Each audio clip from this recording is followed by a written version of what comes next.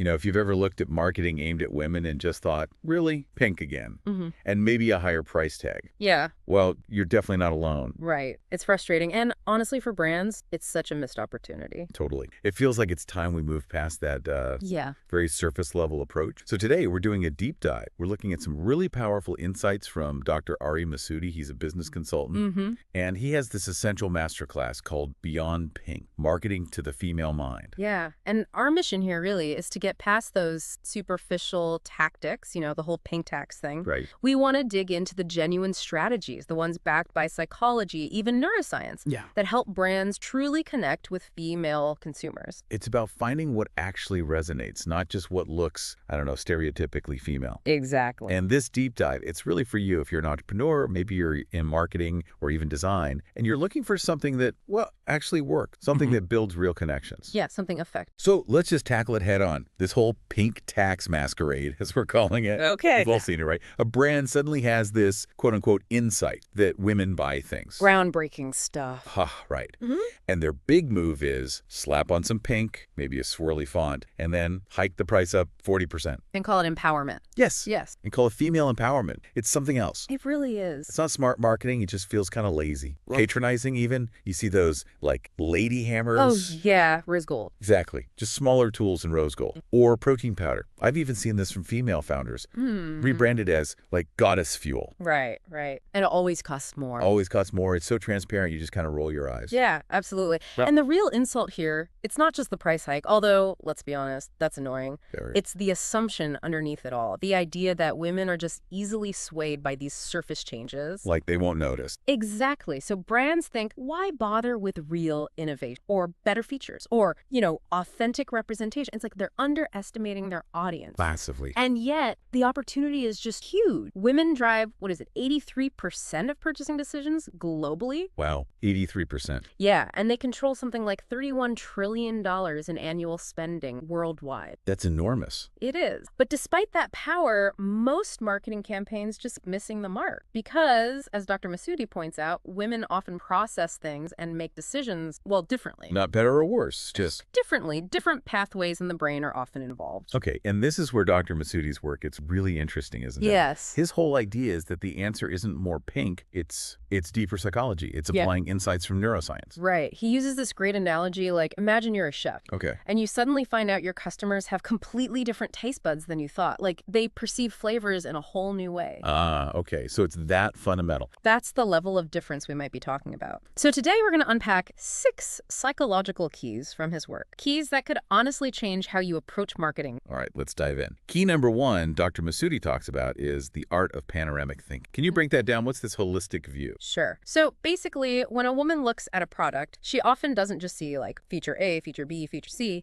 She tends to visualize the whole experience. How will she feel using it? What does it say about her? How does it fit into her life, her home, her relationship? So way beyond just the specs. Way beyond. She's thinking about the emotions it might evoke, maybe in her family or friends. The source actually calls the female brain a holistic conductor. Holistic conductor. I like that. Yeah, it means it naturally kind of weaves all those threads, the features, the feelings, the context, into one complete picture. How does this thing fit into her world? And Apple is kind of the classic example of nailing this, right? Oh, absolutely. Their ads almost never list, gigahertz or RAM. It's always about those life moments, the shared feelings, the beautiful design. It's aspirational. Exactly. It's the experience. So for you listening, this means a few things. First, prioritize emotional storytelling. Okay. Instead of just listing 15 amazing features, tell a story, like the story of Marie who got her confidence back using your product. Make it human. Make it human. Second, you've got to perfect the visual experience. Invest in really good visuals. Think about your colors, the whole aesthetic. It needs to appeal to the senses. Like Pinterest. So visual. Exactly. There's a reason Pinterest's audience is predominantly female. And third, create what Dr. Masudi calls coherent universes. Reading. Meaning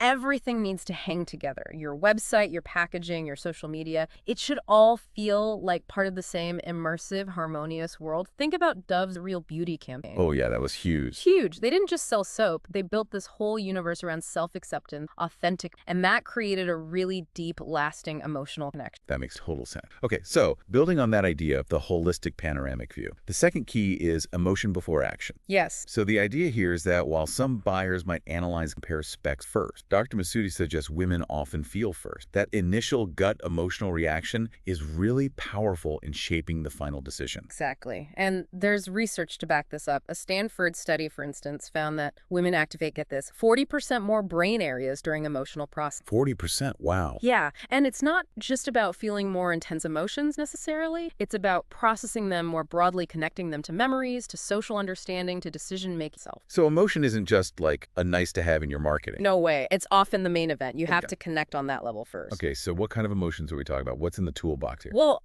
think about nostalgia, right? That warm, fuzzy feeling. Coca-Cola's Share a Coke campaign nailed that. Oh yeah, the names on the bottles. Exactly. The core feeling was about sharing, connection, family, way more than just the taste of the soda. Okay, so nostalgia, what else? Empowerment. But like real empowerment. Nike shifted, didn't they, from just do it for everyone, right, to campaigns really celebrating specific aspects of female strength. Remember their stuff featuring pregnant athletes? That was powerful. Yeah, really powerful. And then there's just pure, contagious joy. Think about Sephora. Okay, makeup. Yeah, but they're not just selling makeup, are they? They're selling the fun of transformation, the pleasure of playing with your look, the little indulgence of treating yourself. It's joyful. I see. It's the feeling around the product. It's the feeling, but, and this is crucial, you absolutely have to avoid cheap emotional tricks. Right, like fake sentimentality. Exactly. Dr. Masudi emphasizes that women often have like highly tuned authenticity detect. They can spot fake or superficial emotion a mile off. So it has to be genuine. It has to be true. It needs to be really anchored in your actual brand values. Otherwise, it rings hollow. And that can backfire badly. Makes sense. Okay, moving on. Key number 3, the power of we when facing stress.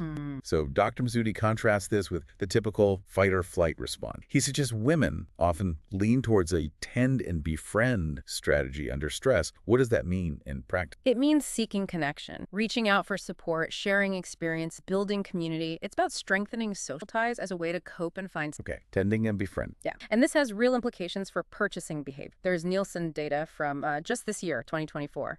It shows 85% of women say recommendations from other women influence their purchase. 85%. Wow. What is it for men? 67%. Still significant, but that gap between 67 and 85, that highlights how much weight female social networks carry. That's a big difference. So, okay, if community and connection are key, how do you actually build your female tribe, as the source puts it? Well, one way is creating genuine spaces for exchange. Look at Lululemon. The yoga pants people. Right, but they do more than sell clothes. They host free yoga classes, wellness workshops. They actively foster a community around shared values and activities. So it's not just transactional. Not at all. Another way is to help your customers connect with each other. Sephora's Beauty Insider community is a great example. Is that their online forum? Yeah, exactly. It's a place where users share tips, tutorials, reviews, encouragement. The brand facilitates it, but the value comes from the peer-to-peer interaction. Right. And third, amplify your community's voice. Glossier is maybe the ultimate example. The mega brand. Yeah. They basically built their whole empire by featuring their actual customers, sharing user-generated content, making them the stars. Every customer feels like an ambassador. So you turn your customers into your marketers almost. In a very organic way, yes. Yep. And that leads to what Dr. Masudi calls the secret power of community storytelling. It's about telling the story of your community, how they interact, support each other, grow together, not just banging on about your product features. I like that. The story of the community. Which transitions us really smoothly into the fourth. Which is? Humans at the heart of everything.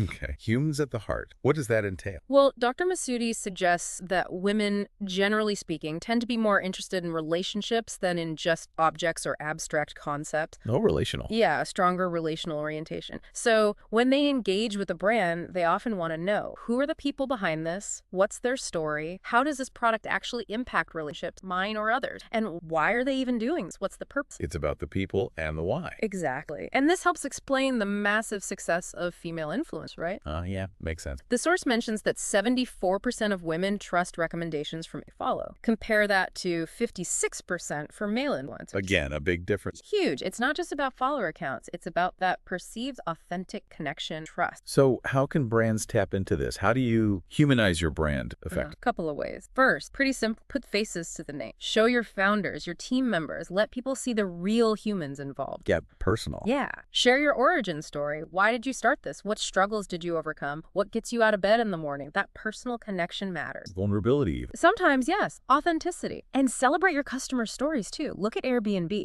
Okay. They're brilliant at highlighting these really touching human stories between hosts and travelers, particularly female travelers. It builds this whole narrative around connection and trust, not just booking a room. Right. It's more than just a platform. Way more. And Bumble is another great example. The dating app? Yeah, the one where women make the first move. They didn't just launch an app. They built a whole social movement around female empowerment. I have events and stuff, right? Exactly. Real-life events, a clear mission. It feels human-led, purpose-driven. It's much bigger than just the app itself. It's a community built on shared values. Okay, that makes a lot of sense. So we have 2 keys left. You said we should maybe combine them because they're closely linked? Yeah, I think they flow together really well. So number 5 is survival through connection. Survival through connection. Okay. Dr. Masudi connects this back to sort of evolutionary psychology. The idea that historically women often relied on cooperation, empathy, and strong social networks for survival. Okay, a bit like the tend and befriend idea again. Exactly. It's related. And this deep-seated instinct, he argues, still shapes consumption choice. Women tend to be drawn to brands that foster connection, that value mutual support, that help build bonds. Less about competition, more about cooperation. Generally, yes. So how do you turn that into marketing gold? Well, you can design shared experience. Think about Patagonia. Outdoorsy brand. Right. They do a fantastic job of uniting their customers, including many women, around shared environmental value. It creates these really passionate communities of activists. So it's a shared cause. A shared cause, a shared experience. You can also actively facilitate mutual help between your customers. Maybe set up mentorship programs or online support groups related to your product's use. Let them help each other. Let them help each other, powered by your platform, and show your collective impact. Aesop, the skincare brand, is good at this. Oh, so? They regularly communicate how their community, together, contributes to various social or environmental causes. It makes customers feel part of something bigger. Right, that feeling of collective achievement. Precisely. Yeah. And this ties into the whole purpose-driven brand move. The data is pretty compelling. Women are apparently 2.5 times more likely to recommend a brand that actively supports cause about. 2.5. Yeah. So your social mission isn't just a nice thing to have. It can be a serious marketing advantage, especially with female. Okay, so that's survival through connection. What's the final key? Number 6. Number 6 is empathy as a native language. Empathy as a native language. Intriguing. This builds directly on the previous point. The idea is that women often excel at understanding and sharing emotion. Empathy comes more naturally, perhaps. All right. So your brand's communication has to reflect that. It needs to resonate on an empathetic level to feel authentic. And because of this higher empathy.